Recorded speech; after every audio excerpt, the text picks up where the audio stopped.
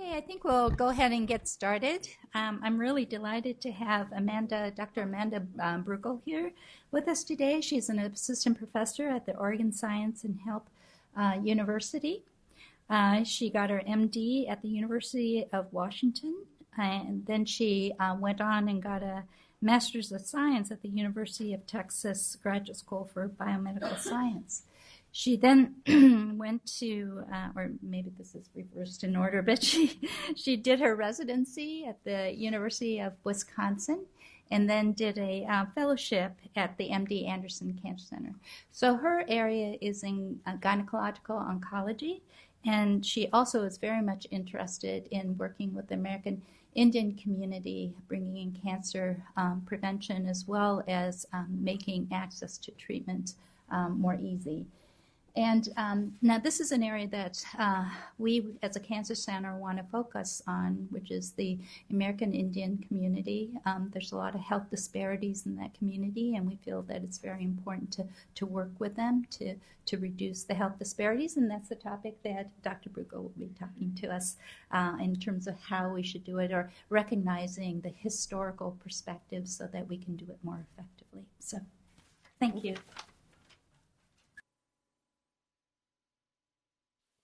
Can you guys hear me okay? Okay. I have a little bit of a cold, so I'm going to try and not cough on the microphone for you today. And I might have to take some water break. So good morning. Thanks for waking up and joining me today. In terms of disclosures, I have no financial disclosures. But I do want to say that I am not the world's expert in Indian research. I am one person and one voice. I am Native. I'm Oneida and Stockbridge from Wisconsin. I'm Turtle Clan. My families are Ninham and Tausig. This doesn't make me, again, an expert, but I do know a lot of people have mentored me along the way, and hopefully I can just share with you some of the lessons I've learned that I'm applying to my own sort of path forward. So in terms of research with Native communities, there is a lot that you need to think about, and this is small print, but by no means exhaustive in everything that you need to know. But there's a lot that goes into it. It's a community, it's the individual, there's recognizing the history, and we're going to try to do a rapid tour of some of these things today. So in terms of Native demographics, there's a total of about 4 million American Indians that are self-identified according to the 2000 U.S. Census. There's over 500 federally recognized tribes, so that's over 500 nations, 500 cultures, 500 languages. Okay. We tend to live in urban areas. 60 to 70% of us are in cities.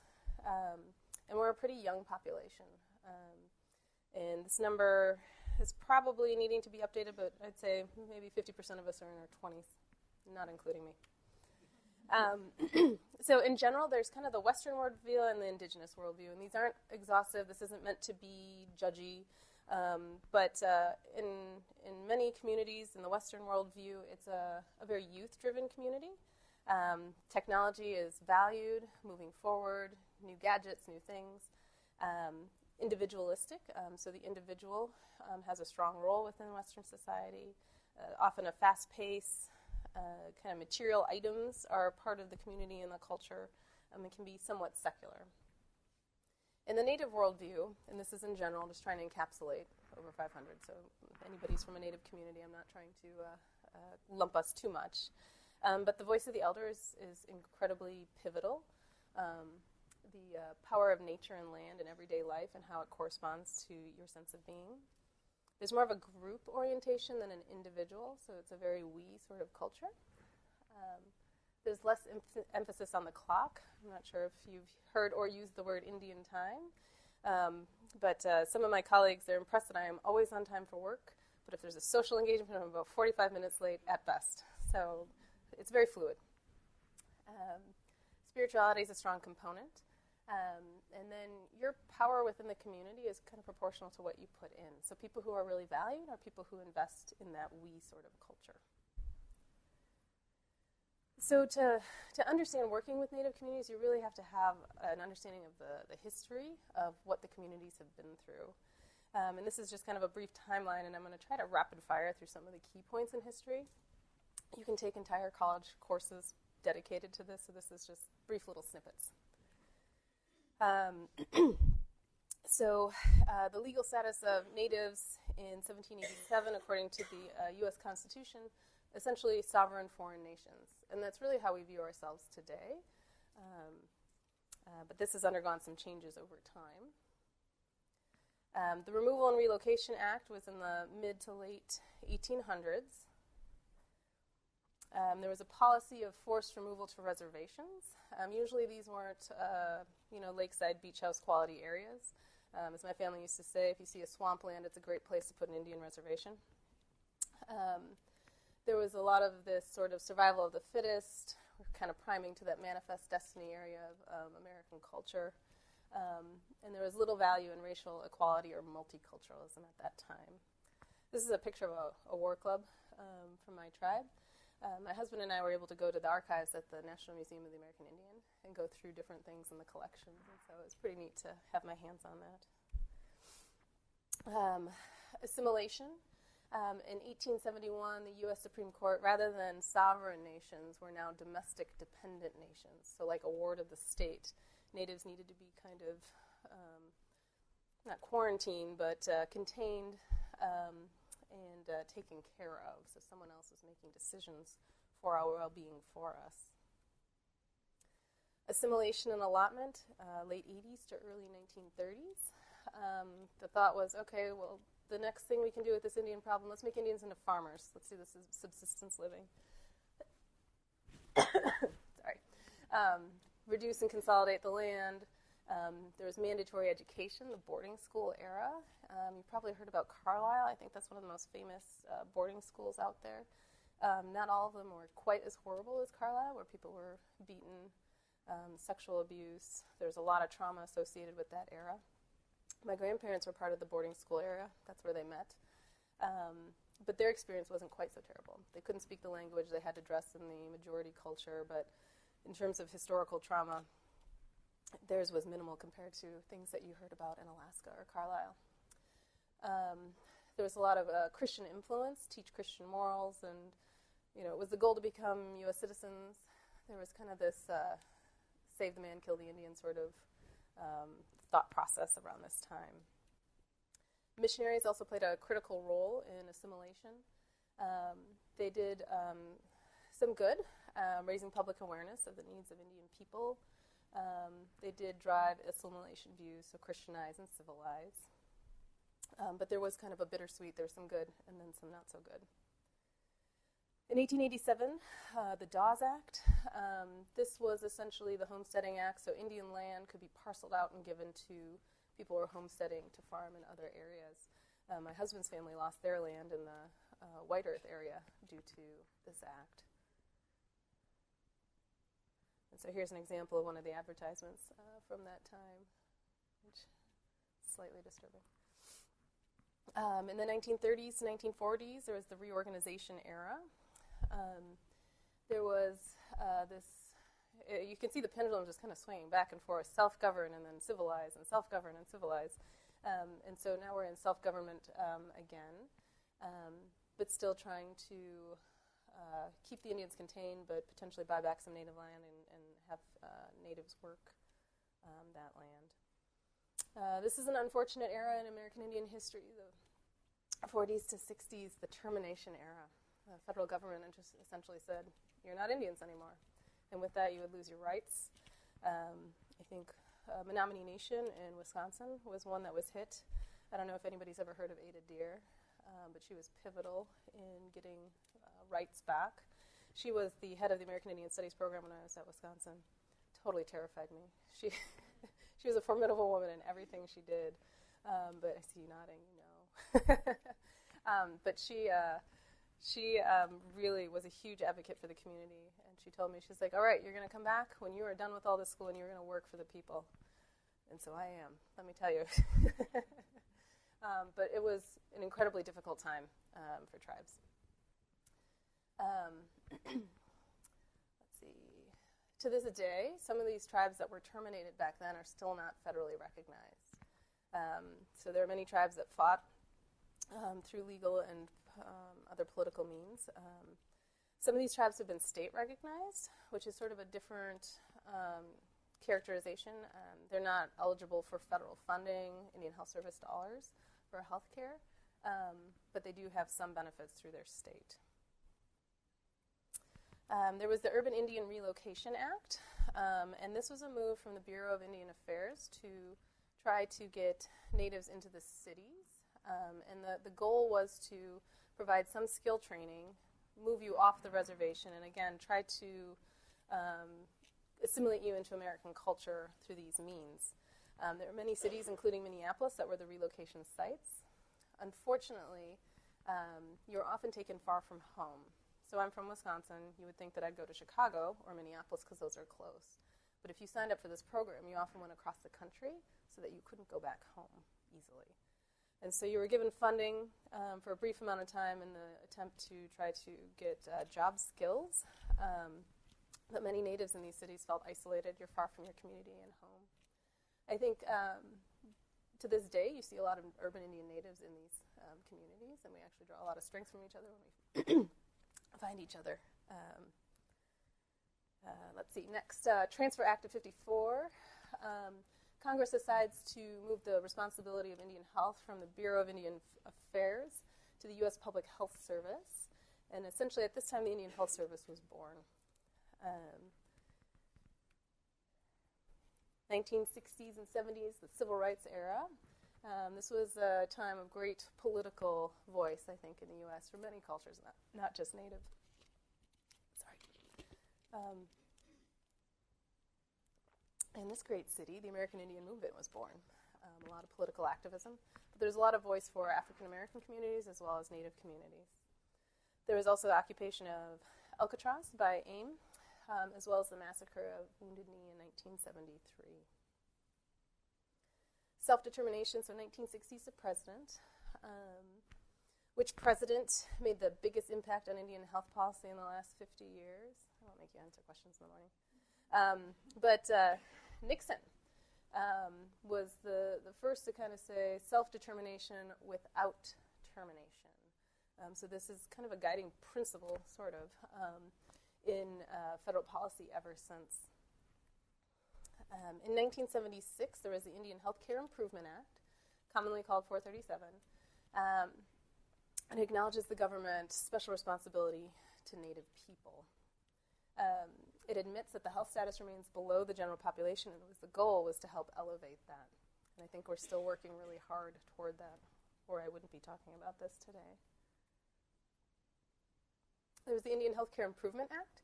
So you have natives on reservations and you have Indian Health Service clinics, but with 60 to 70% of the population in urban areas, who's caring for the people in the urban areas? And so federal dollars prior to this weren't being utilized in the urban setting. And so this, this act allowed funding to be put into the urban areas to care for Native people.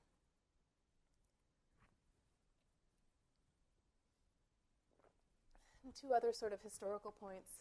In 1978, there was the American Indian Religious Freedom Act. So prior to this, it was actually illegal to participate in your ceremonies and customs. I mean, 78 was not that far ago. Some of us were even born before that time. And then Indian Child Welfare Act. So instead of having Native kids removed from their families, if children were needing to be removed from the home for safety, to have them placed with other Native individuals. And this is something that you can still see in the media news today. There are different cases that you hear about. So that was kind of a quick tour of Indian history, and you can go more deeply into any of those. And I encourage you to do so if you want to work with Native communities to really know the history that you're walking into. All right, so in this big ring, we've done tribal history. What about health disparities? So the definition, and I think this was put out by the Institute of Medicine. So Minority Health and Health Disparities Research and Education Act defined it as a population that has a significant disparity in the overall rate of disease as compared to the health status of the general population.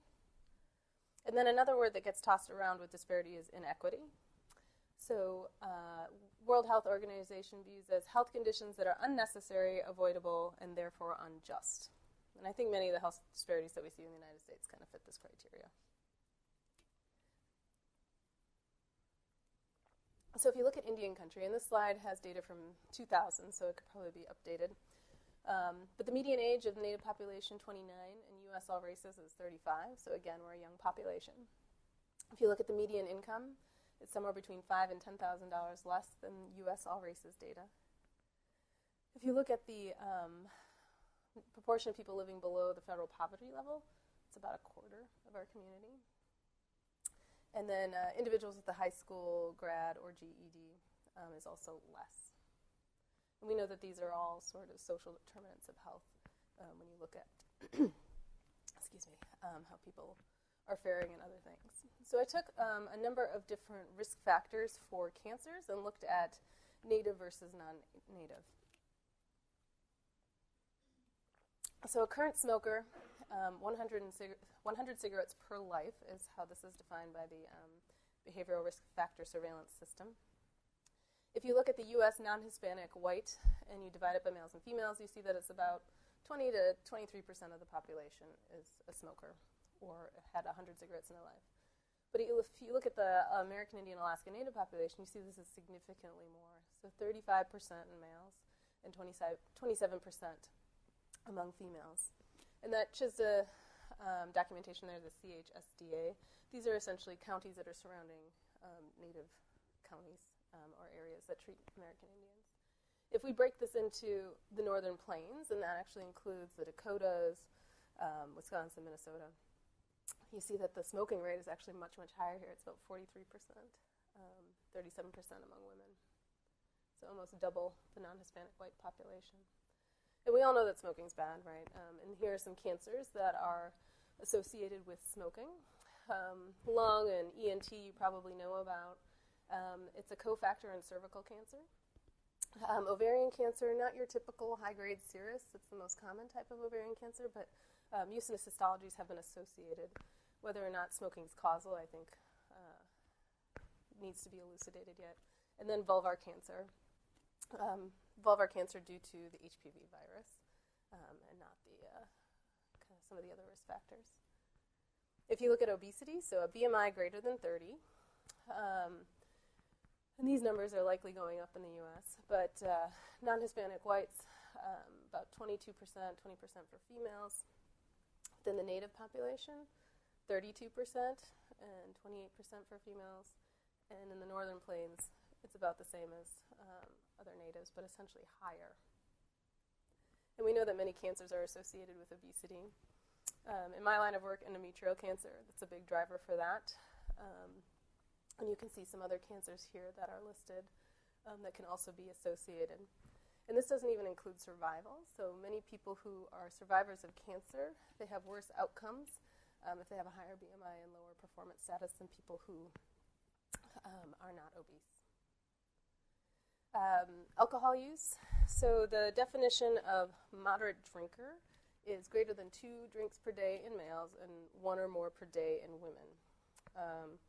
I feel like people are less honest when they answer this question, but we'll take what we have. So about 6 to 7% for non-Hispanic males and about 5% for women. In Native communities, it's a little bit higher for men, and in the women, reported actual less percent. And then here in the northern plains, about 6% for men and 3.6% for women. Alcohol-related cancers, head and neck, esophageal, liver, breast, as well as colorectal can be implicated. And lastly, diabetes. In the non-Hispanic white population, about 6%, almost double in Indian country. And then in the northern plains, about 13%. And that's also tied to obesity as well as other genetic factors. The data for diabetes and cancer in terms of a pathway I don't think is fully elucidated, but liver, pancreas, endometrial, colorectal, breast, and bladder. We do know that some of the medications that diabetics are on can actually be helpful. So metformin's gotten a lot of press and aspirin has gotten a lot of press. So those can either be productive, or for people who are diagnosed with cancer and are on those medicines, sometimes they have a better prognosis and it's less likely to be a more aggressive tumor. But I think that this is this is an area of active investigation that we're going to hear more about in the coming years. So we've talked tribal history. We've talked a little bit about the health climate. If you're interested in a particular topic, so smoking, for example, it seems very prevalent here in the Northern Plains, I would dig deeper into those numbers. This was kind of a conglomerate of all natives in the Northern Plains, but if you want to work with a certain tribe, I would really get the specific data and dig deeper into those numbers for the community you're interested in. So, community-based participatory research, is there anyone who hasn't heard about that before? I feel like it's something that's being ingrained in us with communities. There are 8 kind of basic principles of standard community-based participatory research, and I'll try to just go through those quickly because I think many people are familiar. But there's also a publication that looked at community-based participatory research as it pertains to Indian country. We'll spend a little bit more time on those. So, recognizing the community as a unit of identity. I think gone are the days where we look at a community as our own personal lab, where we go in and we do something, we get the answer, and we leave. This is a living, breathing system that you need to respect and honor. Build on strengths and resources of the community, knowing the community you're in and knowing what they do well. Facilitating collaborative partnerships in all phases of research. And I think this is a really key piece. Is the community interested in what you're interested in? Do they see this as a problem? Is there another problem they want to prioritize first? If you don't get buy-in from the community, you're not really going to go anywhere. It involves a cyclical and iterative process, so continually reassessing, are we still meeting our goals? Are we doing what we need to do? Integrates knowledge and action for mutual benefit of all partners. You're not just going in to get your MPH completed. You are serving the community and they're getting something out of this, and it's okay for you to get something out of it too, just being honest and forthright about it. Promotes co-learning and empowering process that attends to social inequalities. Addresses health from both positive and ecological perspectives. And disseminates findings and knowledge gained to all partners. So not the helicopter research, right, where you come in and leave. How do you bring this information to the community? Are you answering all their questions that they had at the beginning? So this is a great publication that really details how to do this in Indian country. And it was from Montana State, and I encourage you to read this if you are looking forward to doing something similar. So Laveau and Christopher. So first, acknowledge historical experience with research and with health issues and work to overcome the negative image of research. I think in the U.S. we have bad history with a lot of communities. There's Tuskegee, right, and the syphilis studies within the U.S. This is just one story of many, but I'm not sure if you've heard of the Havasupai versus the state of Arizona, or Arizona State. The tribe had an agreement to do diabetes research with the university. And so blood samples were taken, and they were going to investigate diabetes and genetic predisposition and things like that. So the study was done, information was disseminated, but the samples were stored. And someone later did schizophrenia research. They did genetic research that looked at kind of inbreeding and close familial relationships within the tribe. And they published that data, and the tribe had no idea. They didn't give permission. It caused all sorts of social challenges. And so the tribe sued Arizona State. And it's an interesting progression to look at. They did end up settling out of court, but that community now, going forward for probably generations, is going to be like, I want nothing to do with you and your research. You broke your promise. And I think the challenge with our consent forms that we have, nobody even reads them. It's like 2.5 font. And there's all this like medicalese. And so you sign it because the person talking to you is like, oh yeah, this is the research study, this is what we want to look at. And they don't look at the fine print that says, oh, we could maybe use these for other things. And so being very clear, and if you do want another study, it doesn't mean you can't. It just means you need to go back to the tribe and say, hey, this is something we're interested in, is this okay? And then if you say no, you have to respect that, right? But this is kind of egg in the face of the research community at large. And we all have to kind of just acknowledge that these histories exist as we go in and be extra mindful of being respectful of these histories.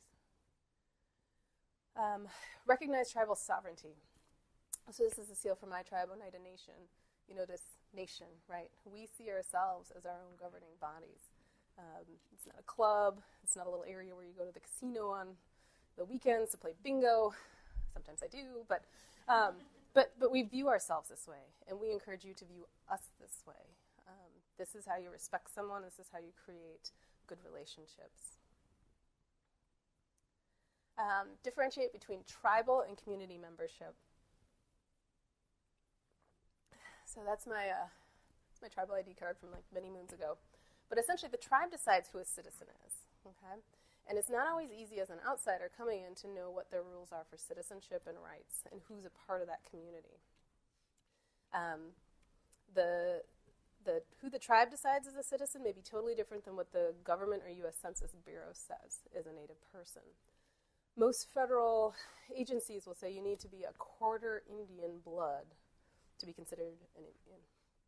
And I won't get into that soapbox, but I think that's weird.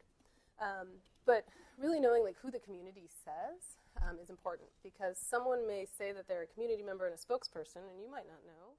And everybody in the community might be like, no, not that guy, not that gal. So really kind of knowing who the community players are. And early on in your research endeavors, I have to get my picture off there, in your research endeavors, kind of setting up your own community advisory board. Who are your spokespeople? Understand tribal diversity. A lot of people think like Native in this big sort of umbrella term, but there's over 500 tribes. We all have our own communities. We all have our own rules. We have our own protocols. And so if you worked in Navajo for the past 10 years doing research, and then you come to Bad River to do similar research, these are two different countries. This is like Sweden and Finland, totally different, and you just have to approach them in a similar manner. And starting off a project on that footing will help you be more successful. It may give you some street cred. Like, yeah, I spent some time down in Navajo. They'll be like, okay, you know some things. Good. Let me teach you some things about my community. Plan for extended timelines. There's Indian times, then there's Indian politics. So tribes are finding their voices in this research process. They're interested, they're engaged, but they are implementing their own review processes, and it can take months. It can take years to develop the relationship, to find out who I need to talk to. The tribal council might turn over every year. They might turn over every 2 years. It might be a council that said yes this year, and then as you get ready to implement and submit, it's a totally new council, and you have to go over everything again. So it helps to have people outside the council and other community members to help build kind of a universal support. And then also understanding the timing of local ceremonies, harvests, and seasons. So this is just kind of a rough graphic of what we do in my tribe. So we have different ceremonies that we honor.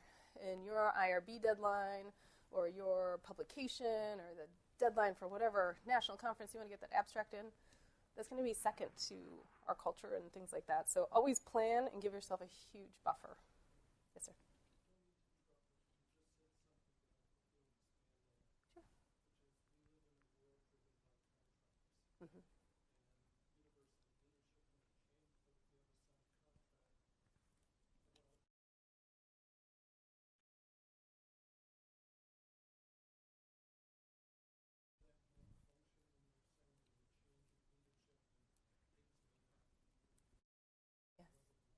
Yes. So the question, just for people on the outside, turning with a turnover of different contracts, and that outside tribal norms, a contract is a contract, whereas how is that different with tribal culture? So I don't think there's a one answer fits all, but if your verbal agreement with the community is just with the council, then it can change with each council. And so recommendations, and this paper really goes in kind of deeply into all of these, is to create support within the community, including the council, but also including other key stakeholders, so that there is sort of a community memory and community support, so that hopefully it's just a logistical thing, that you just, new council, oh, this has been going on, people can vouch for you from the community, and that there isn't this like start completely over again. That kind of makes a little sense. But yeah, it's a little bit of a sticky wicket. recognize key gatekeepers. So who in the community has a voice? There's tribal leadership, and you think that might be the go-to entity, but there's multiple go-to entities. As we've said before, there's tribal council leaders, but elders. Elders have a really big voice in the community, and support of an elder is an essential thing. There's also community members that have an active voice. It may be that, we go to our diabetes nurse educator who's been with us from the community for 20 years. We actually go to her for a lot of our health stuff. We're not doing anything unless you talk to her, even though you're looking at smoking cessation or something like that. And then also trusted community partner organizations. American Indian Cancer Foundation, for example, trusted community partner, and work with a lot of the tribes in this region and nationally. And so can you work with trusted partners to help get yourself into the community in a good way? And spending time with the community will help you understand who are these gatekeepers. Prepare for leadership turnover. So this is where you just kind of want to tear your hair out. I've done the time, I've built the relationships, and now you just fired your entire council and it's everybody new. Just a mental buffer. Do the work. Be global in your approach to the community and getting to know other folks. But yes, that is definitely a sentiment you might have. Interpreting data within the cultural context.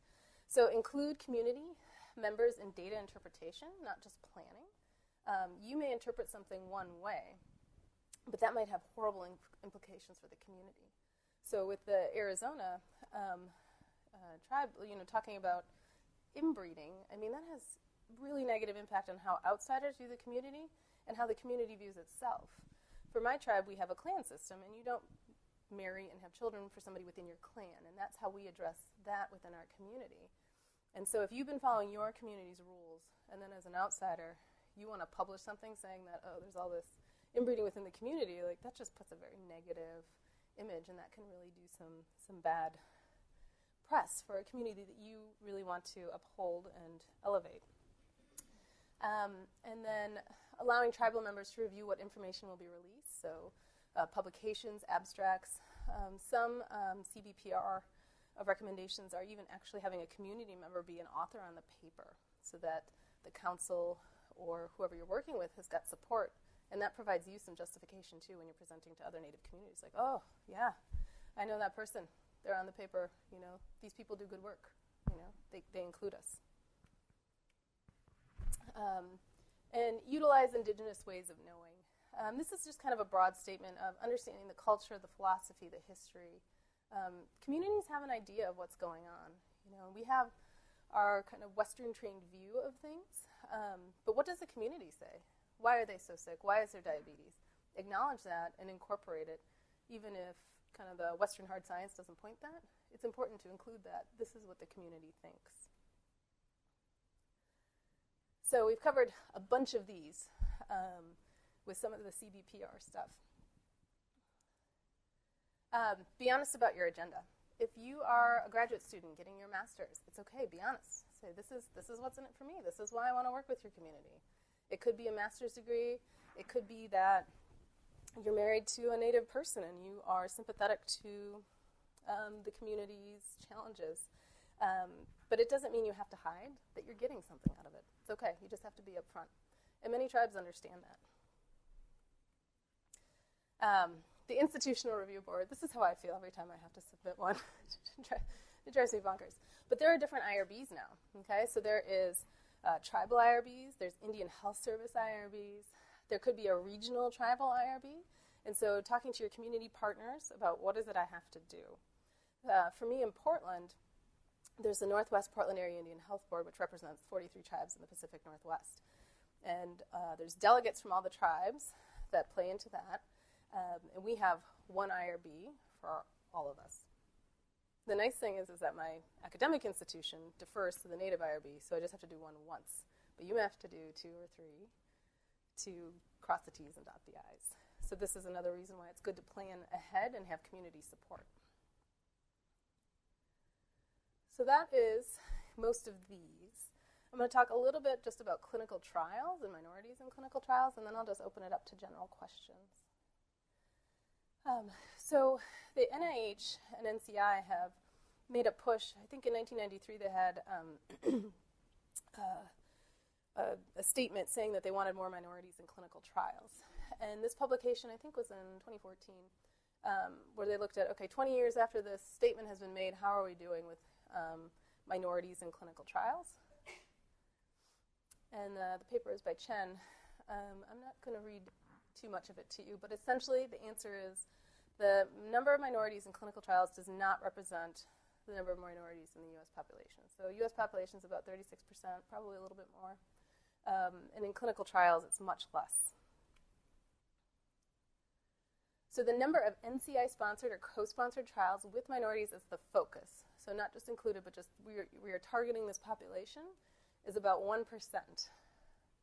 And if you look at American Indian, Alaska Native, it's 8 out of these 10,000. So 0.08% of all cancer trials have American Indian, Alaska Native people as the focus.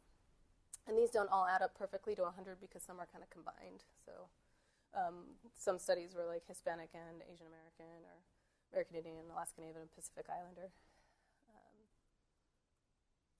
So minority enrollment in clinical cancer trials remains low and don't represent their makeup within the population, despite equal and higher rates of cancer and the disparities that exist. The good news is that over the 20 years, there's at least documentation of racial and ethnic data. So rather than just this is the age, the BMI, and whatnot, you do see these breakdowns usually in Table 1 of every paper, the demographic information. American Indian, Alaska Native people tend to be other. It's very rare that we actually end up with our own data point. And about 36% of these trials, though, do have enough data to break down kind of between a non-Hispanic white and a minority population for sub-analyses. Barriers, based on their analysis, mistrust. So people entering clinical system, there's a mistrust of being experimented on, being a guinea pig, and not having a full understanding. There's the costs. Transportation, many of us live in rural areas. It's hard to access. With every clinical trial, you're making more trips, more lab draws, et cetera, et cetera. And then cultural differences. Oftentimes, your study nurse is very skilled at recruiting and asking you about your medical history and getting you in, but that person may not be well-versed in the African American community, the Asian community, the Native community, and what are some of the nuances of that. And then existing data, so some of the studies that do look at the significant population of minorities within them do show some important information. So one of the ones they highlighted in this paper was lung cancer trials and how there's now genetic mutations that can make you more or less likely to be able to receive certain biologic agent treatments. And that some of the minority populations were less likely to have this. And so there is important information for treatment for our patients. Okay, before I get to resources, there are some studies that look at how do you improve. There's not a lot of randomized control trials about how to get minorities into clinical trials, but the one thing I found is that cultural navigators, nurse navigators, can help someone navigate these difficult systems. I think for anybody trying to navigate the health system is impossible. Like, even as an insider and a physician, when I try to get medical care, it is a nightmare. I end up just paging the resident of the appropriate service and trying to get what I need for myself, which patients don't have that, right? In terms of resources, where do I go? There are both kind of national, and you're lucky to have a lot of things in your backyard right here. But nationally, there's the Native American Cancer Initiatives Incorporated. That's Linda B., or Linda Burhan-Stepanoff. She is a Native epidemiologist. She does a lot of work on survivorship and genetic research. So anybody interested in genetics, she has a lot of good information about how do you approach this in Indian country, and what sort of language should you use in your consent forms. And kind of as a general, there's the Association of American Indian Physicians. There's the Native Research Network. There's the National Indian Health Board. The Indian Health Service in general. That would be a good one for like the IRB sort of stuff. And they have some good general data on their website. Through Mayo Clinic, there's Native Circle and Spirit of Eagles. And then there's also a great number of things kind of locally.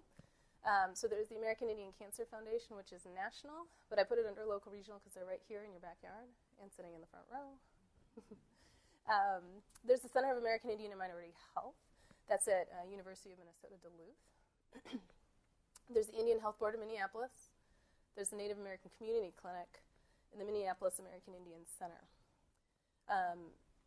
And so if you're looking at embarking, I would try to find a community partner such as these, because they're often well-versed in how to approach a community. They know what's already happening there, and can help with some cultural education before you enter a community to make sure that you enter in a good way and that you can be successful together. I don't think I have any more voice left, so Nyawa for sitting here today and waking up with me. Happy to take any questions.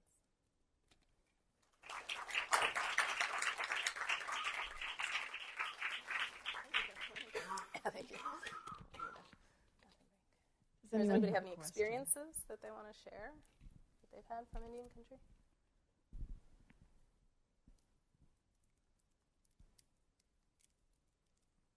Okay. Well, thank you for coming. You have a question?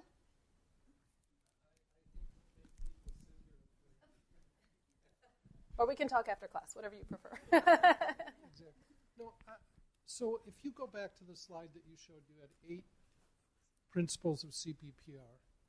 For the indigenous? Yeah. Okay. And I think we tend to look at them as distinct and separate. Mm-hmm. And I just wanted to say a lot of the things you said and ask your opinion. So one of them is that there should be an action focus. That's like number 4. Oh, on the general one? Yeah, on the 8. The general CBPR fields? There you go. Mm-hmm. Number 5, integrates knowledge and action for mutual benefit of all partners. Mm-hmm. And I think we tend to lose sight of that because to me that's about value after you're done, sustainability, what difference is this all going to make? And we tend to focus on the last one, which we're going to go out and report our findings. And so I think there's a cultural difference here that really has to be acknowledged around what's expected to happen. Mm-hmm. It's not just data, publications, tables with information, but and it may be that what happens is not specifically the outcome of what you've learned from the research. So I was hoping you would say something about your experience and so we're going to, in theory, go out and begin relationships and discussions with new communities. And I worry that sometimes we read down the list and we don't put the pieces sufficiently together. I think you're right. And I think successful CBPR, you make a relationship with the community and you maintain it. So you do an intervention or a needs assessment, and then you bring it back to the community, and then you and the community say, okay, where are we going next? It's like being in a family, right? Okay, we're together for the long haul. I don't know that CBPR is a useful thing for someone who's kind of on the track to being a professor or the head of a division or the head of a department. Like this is a pretty big and I'd say sacred community relationship, and you just have to keep honoring that. And you're bringing expertise, and they're bringing their own elements for you to learn, and it should really be kind of symbiotic. If that makes sense. We actually did a large project in the Alaskan Native community, and what we did is we were looking at some of the reasons why there's such a high rate of lung cancer, and we were looking at smoking in particular and seeing whether there may be more of a predisposition among the Alaskan Natives to smoke and thereby lead to lung cancer. And so we did some genetic studies on this population, but we did exactly what you had talked about. We had the IRB, the consent forms, our questionnaires that we developed. They were all reviewed by the tribal council. And on top of that, we needed to get permission from them to do any kind of publication or presentation. So really work with the community. But after our publications and so on, what we also did is we wrote news pieces back to the community, informing them what the results of the study were, essentially. So they knew what kind of information we had published in our articles and so on. And not that anything really, I'm not sure whether anything changed as a result, but later on, just recently, the Tribal Council came to us and asked us to continue our research to try to find ways to treat smoking that might be relevant to some of the genetic findings that we observed. So it really is and this has occurred, I think it's been about 10 years, and we're, continuing this relationship, but there's, gaps and starts and so on, but it's been a really wonderful relationship, but it does take a long time. One thing, too, is you might have an agenda or an idea, like, wow, so for me, cervical cancer, there's about twice the rate among natives, and so for me, it's like, okay, are we doing pap smears? Are we doing HPV vaccination within the community? And so I see that as a need, but I'm trying to work with the communities out there to say, okay, do you see this as something that is valuable to you, or is there something else going on? Trying to be mindful of not bringing my agenda, because usually if you listen and you do something that's maybe not your agenda, they might come back to me and say, we're actually more interested in kind of maternal health and the opioid crisis and neonatal abstinence syndrome. Okay, let me find some MFMs and let's work together to address this issue. And maybe over time, it will come to your issue, but you have to be flexible and think outside the box a little bit. So I think that's one thing to always remember is what's the community agenda, what's my agenda, and how do we make this profitable from a social standpoint. Yes, sir? So I wonder if you could give us some advice on an initiative we're trying to create, and it really is related to establishing a new cohort in the state of Minnesota. We're technically calling it the 10,000 Families Cohort, and the principle is we would enroll newly born children, their parents and grandparents at the same time, and collect genomic and microbiome information. It is not, at least as currently set up, to deal with a very specific problem. So it is collection of the cohort to study over time and to contribute data to that database to follow people. So that is a little bit different than CBPR in the sense that it's not addressing a problem in the community, but at the same time, we want to make sure all the populations in the state are represented. So any advice on how we can do this in Indian country? So engaging, community partners, kind of some of the references that I had there. There is a publication by first author is Emily Van Dyke, and it talked about kind of protecting because a lot of times we have small numbers in our populations, right? And it's like, there's this one person with cervical cancer that was advanced in our community. I wonder who that was. So how do you protect with small numbers? That's a helpful reference. And then I think having consent forms and a Native cultural navigator to help with that, so people really understand truly what you're doing. I think that was the big thing with the Havasupai is that there's this like fine print. Everybody, you have 300 pieces of paper to sign. You're signing a consent. Like it needs to be clear, plain language. If their English isn't their first language and it's their traditional language, that's absolutely critical to try and have that in that language as well. So it definitely takes more time, but I think it's absolutely doable. And Indian people are interested in trials. So kind of helpful but not totally helpful. Yeah. And curation of genomic data over time is how do you, and Dorothy mentioned it, I imagine you're continuing to maintain your specimens. Yeah. And you touched on this, the idea of you may, because we're not actually saying we're going to be studying a specific problem, we may be studying anything, and I think the value of these large cohorts is 10 or 15 years from now when something interesting happens that we don't understand now, that's when we're going to do, the value of the cohort will be clearer. So consenting for genomic studies, I guess, in the context of not looking for anything in particular, just the wide open, any research consent. So any thoughts on how we approach that? Yeah, Linda Burhan-Stepanoff is the, I think, most well-published author on language for genomic studies, how to approach them. There might be somebody in the audience here who's working with her. Tia? But she has something through the Native Circle on Mayo Clinic website, Spirit of Eagles Native Circle. There's references, and there's actually some links you can click on to get to her work that talks about how to approach genomic research in Indian country. So that might be helpful. I do hope that we'll think about partnerships as well as projects going forward, because that's one of the things I heard you emphasizing.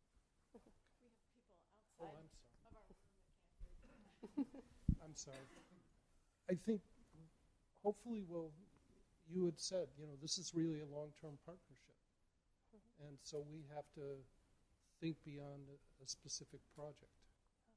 And I think letting tribes own some of their data for some of these things is really important.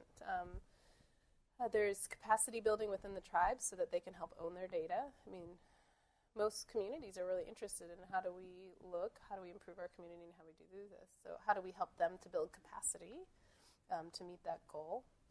And if you have a researcher within the community, it's always good to engage that person.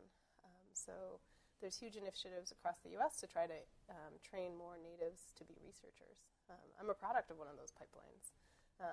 And I think it's important to have people who are voices from within the community doing that work as well. So if you know of someone, undergrad or a high school student that's interested in this, engage the community to participate. I think that that's really powerful as well. Okay, thank you so much.